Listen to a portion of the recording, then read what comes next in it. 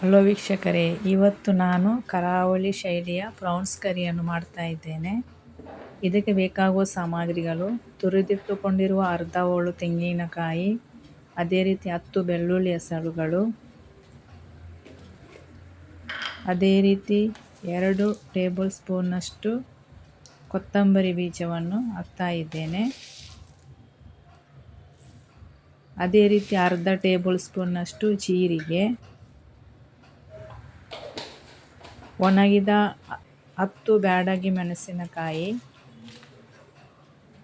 1/4 table ಸ್ಪೂನ್ನಷ್ಟು ಅರಿಶಿನ. ಇವಾಗ ಈ ಮಸಾಲವನ್ನು ಮಿಕ್ಸಿ ಜಾರಿಗೆ ವರ್ಗಾಯಿಸಿಕೊಂಡು ಬೇಕಾದಷ್ಟು ಪ್ರಮಾಣದಲ್ಲಿ ನೀರನ್ನು ಹಾಕಿ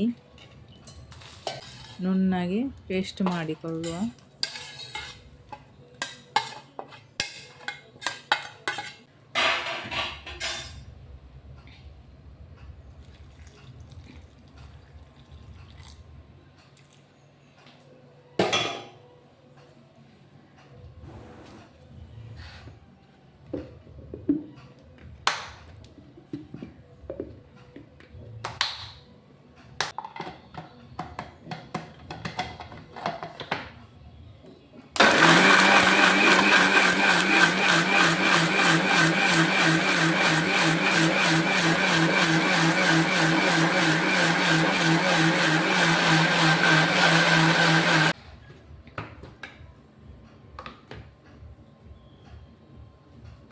ಇವಾಗ ಮಸಾಲ ರೆಡಿ ಆಯಿತು.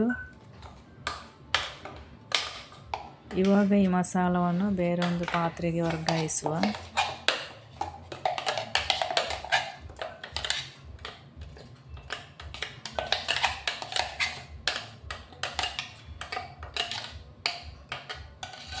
ಅದೇ ರೀತಿ ಸ್ವಲ್ಪ ನೀರನ್ನು ಹಾಕಿ ಜಾರನ್ನು ತೊಳೆದು ಹಾಕುವ.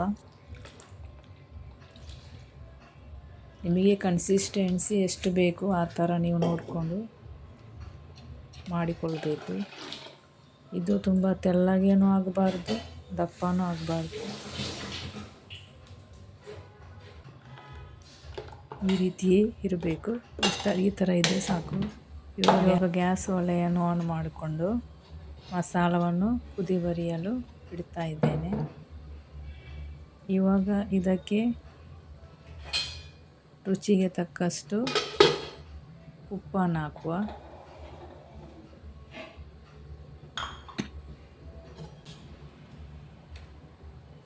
ಉಪ್ಪನ್ನು ಹಾಕಿಕೊಳ್ತಾ ಇದ್ದೇನೆ.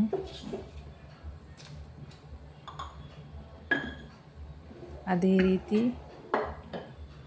1 ಈರುಳ್ಳಿ, 1 ಟೊಮೆಟೊ, 1 ಹಸಿಮೆಣಸು ಕಟ್ ಮಾಡಿ ಹಾಕಿಕೊಳ್ತಾ ಇದ್ದೇನೆ.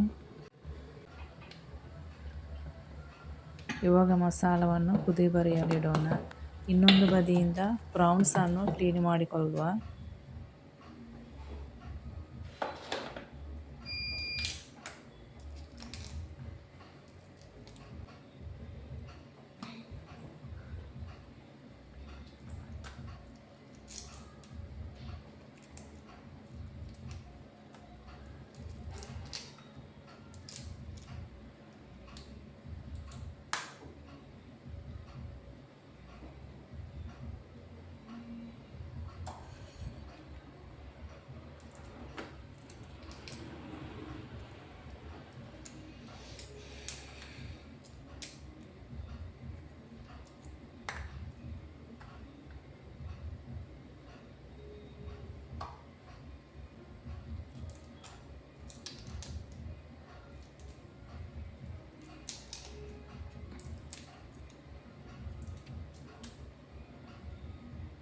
ಪ್ರೌನ್ಸ್ ಕ್ಲೀನ್ ಮಾಡಿ ಆಯಿತು.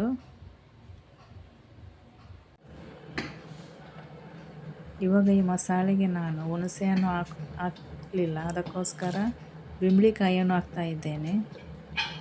8ರಿಂದ 10 ಕಟ್ ಮಾಡಿದ ಬೆಂಬಳಿಕಾಯಿ. ಅದೇ ರೀತಿ ಸ್ವಲ್ಪ ಹುಣಸೆ ರಸ ನಿಮಗೆ ಬೇಕಿದ್ದರೆ ಮಾತ್ರ ಹಾಕಿ, ಬೇಡ ಎನ್ನುವರು ಸ್ಕಿಪ್ ಮಾಡಿ.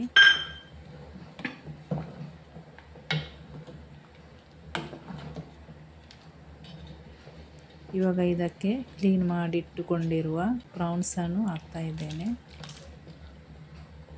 ಈಗ ಚೆನ್ನಾಗಿ ಕುದಿ ಬರಿಸೋಣ.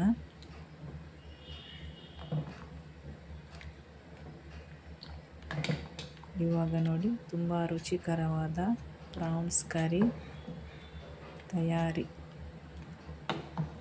ಇದು ಅನ್ನದ ಜೊತೆಗೆ ಬೆಸ್ಟ್ ಕಾಂಬಿನೇಷನ್. ನಿಮಗೆ ಇಷ್ಟವಾದರೆ ಟ್ರೈ ಮಾಡಿ ನೋಡಿ.